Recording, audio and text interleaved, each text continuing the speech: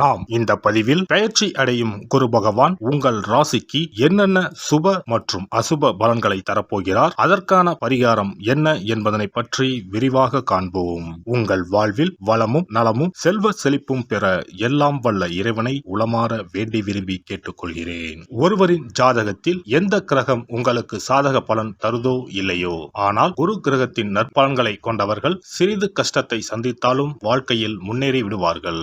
நவ கிரகங்களில் குரு பகவான் மங்கள கிரகமாக விளங்கி வருகிறார். ஜோதிட சாஸ்திரத்தில் குரு பகவானுக்கு தேவர்களின் குரு என்ற அந்தஸ்தும் வழங்கப்பட்டுள்ளது. இவர் நல்ல பலன்களை அளிக்கும் கிரகமாக கருதப்படுகிறார். திருமணம், மகிழ்ச்சி, குழந்தைகள், நல்ல அதிர்ஷ்டம், அறிவு, கல்வி, பேச்சாற்றல், மரியாதை, நல்ல ஒழுக்கம் ஆகியவற்றுக்கு இவர் காரணியாக உள்ளார். ஒருவரது ஜாதகத்தில் குரு பகவான் நல்ல இடத்தில் இருந்தால் அவர் வாழ்வில் மிகுந்த மகிழ்ச்சியையும் செழிப்பையும் பெறுகிறார். அவர் வெற்றியின் உச்சம் தொடுவதை யாராலும் தடுக்க முடியாது. குருவின் அருள் பெற்ற நபர்களுக்கு அறிவாற்றல் மேம்பட்டு சமூகத்தில் நல்ல கௌரவமும் பெற்றிருப்பார்கள். 12 ஆண்டுகளுக்கு பிறகு குரு பகவான் ரிஷப ராசியில் பிரவேசிக்க உள்ளார். ஜோதிடத்தில் முக்கிய கிரக பெயர்ச்சிகளில் ஒன்றாக கருதப்படுவது குரு பெயர்ச்சி. இந்த ஆண்டு குரு பெயர்ச்சி 2024 மே 1ஆம் தேதி நடக்க உள்ளது.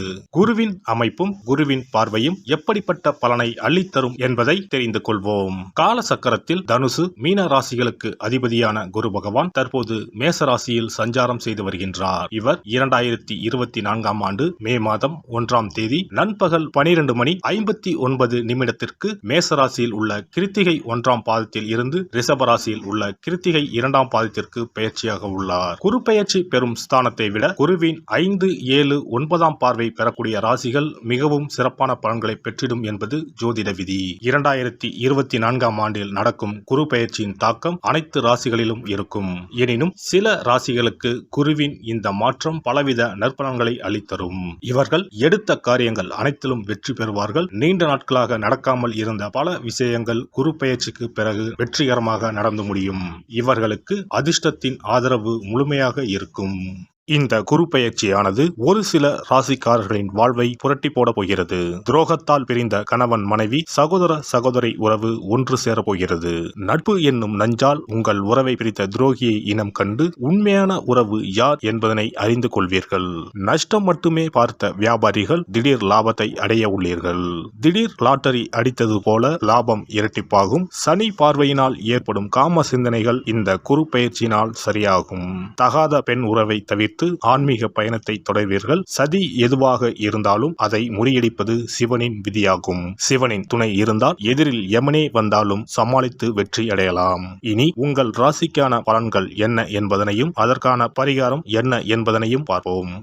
கும்பராசி அன்பர்களே, உங்களுடைய ராசிக்கு 3ஆம் பாவத்தில் மறைந்திருக்கும் குரு பகவான் 2024ஆம் ஆண்டு மே மாதம் முதல் 4ஆம் வீட்டிற்கு வரப்போகிறார். உங்களுடைய ராசிக்கு 4ஆம் வீட்டிற்கு வரும் குரு பகவான் 8, 10, 12 ஆகிய ஸ்தானங்களை பார்க்கிறார். 8ஆம் பாவம் அபகீர்த்தி ஸ்தானம் என்று பெயர்.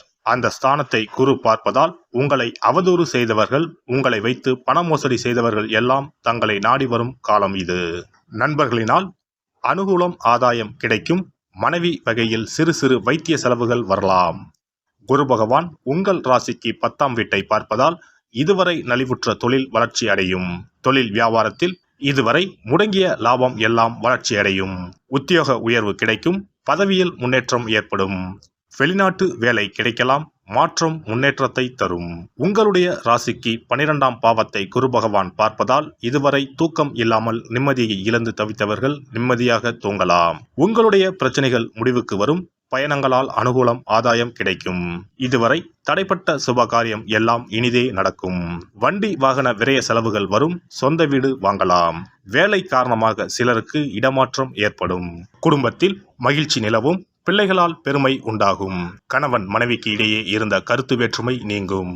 குடும்பத்தினருக்காக பொருட்களை வாங்குவீர்கள். குடும்பத்தில் சுப நிகழ்ச்சிகள் நடக்கும். வாழ்க்கையில் புதிய முன்னேற்றம் ஏற்படும். பெண்களுக்கு புதிய தொடர்புகள் மூலம் லாபம் உண்டாகும். மனம் மகிழும்படியான நிகழ்ச்சிகள் நடக்கும். அரசியல் துறையினருக்கு உங்களின் செல்வம் செல்வாக்கு உயரக்கூடிய காலமாகும். வெளியூர் வெளிநாடுகளுக்கு செல்லக்கூடிய வாய்ப்பு உண்டாகும். கௌரவமிக்க பதவிகள் கிடைக்கும். மக்களின் ஆதரவுகள் அதிகரிப்பதால் நினைத்த காரியங்கள் நிறைவேறும். முயற்சிகள் அனைத்திலும் வெற்றி கிட்டும். கொடுத்த வாக்குறுதிகளையும் நிறைவேற்ற முடியும். கலைத்துறையினருக்கு புதிய வாய்ப்புகள் தேடி வந்து கதவை தட்டும். தடைப்பட்ட பணவரவுகள் யாவும் தடையின்றி கிடைக்கும். தொழிலில் இருந்த போட்டி பொறாமைகள் விலகி உடன் இருக்கும் கலைஞர்களின் ஒத்துழைப்பு கிடைக்கும். நீங்கள் நடித்து வெளிவந்த படங்களும் வெற்றியடைவதால் ரசிகர்களின் ஆதரவு அமோகமாக இருக்கும். வெளிநாடுகளுக்கு செல்லக்கூடிய வாய்ப்பு அமையும். மாணவர்களுக்கு கல்வியில் முன்னேற்றம் காணப்படும். பாடங்கள் படிப்பது பற்றிய கவலை நீங்கும். புதிய நட்பால் மகிழ்ச்சி அடைவீர்கள். அவிட்டம் நட்சத்திரம். இந்த குரு பெயர்ச்சியால் தாய்மாமனிடம் கருத்து மோதல்கள் ஏற்படுவதற்கு வாய்ப்புகள் இருப்பதால் விட்டு கொடுத்து செல்வது நல்லது. உத்தியோகத்தில் இருப்பவர்கள் அதிகமான உழைப்பினை கொடுக்க வேண்டி வரலாம். வேலையில் கவனமுடன் செல்வது நல்லது. சதயம் நட்சத்திரம். இந்த குரு பெயர்ச்சியால் எல்லா நன்மைகளையும் தடையின்றி அடைவீர்கள். மாணவர்கள் கல்வியில் முன்னேற்றம் காண்பார்கள். இதுவரை தொந்தரவு கொடுத்து வந்த நோய் விலகும். அதனால் ஏற்பட்ட மனபாரம் குறையும்.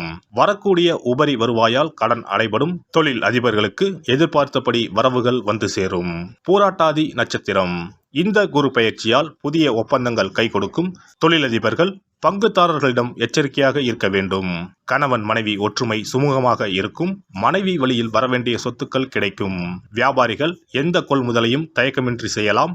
வியாபாரம் பெருகும். போட்டியாளர்கள் விலகிச் செல்வார்கள். பிரதோஷ காலங்களில் நந்தி தேவரையும் சிவனையும் வணங்கி சனி பகவானுக்கு நல்லெண்ணெய் தீபம் ஏற்றி வழிபடுவது துன்பங்களை போக்கும். மதிப்பும் மரியாதையும் அதிகரிக்கும். குரு பெயர்ச்சி சிறப்பு பரிகாரம். ஜாதகத்தில் குரு நல்ல இடத்தில் இல்லாமல் இருந்தாலோ கோசார ரீதியாக கொடூரமானவராக இருந்தாலோ குரு தோஷம் நீங்க பரிகாரம் செய்ய வேண்டும். தீய பலன்கள் குறையவும் நல்ல பலன்கள் அளவுக்கு அதிகமாக நடைபெறவும் குரு பகவானுக்கு செய்யும் பரிகார முறைகள் உதவும். வியாழக்கிழமை தோறும் தட்சிணாமூர்த்தி வழிபாடு செய்வது சிறப்பான பலன்களை கொடுக்கும். வியாழன் அன்று குரு ஓரையில் நல்ல நேரத்தில் குருவிற்கு உரிய கோலத்தை வடகிழக்கு திசையில் கோலமிட்டு அதன் மேல் முல்லை மலர்கள் பரப்பி குரு எந்திரத்தை வைத்து அதற்கு முல்லை மலர் சூட்டி சந்தன பொட்டிட்டு பொன்னிற தட்டில் கொண்டை கடலை வைத்து தூப தீபம் காட்டி குரு காயத்ரி மந்திரத்தை 108 முறை மன ஒருமையுடன் கூறினால் குருவால் ஏற்பட்ட தீய பலன்கள் விலகும். நல்ல பலன்கள் மேலும் மேலும் அதிகரிக்கும்.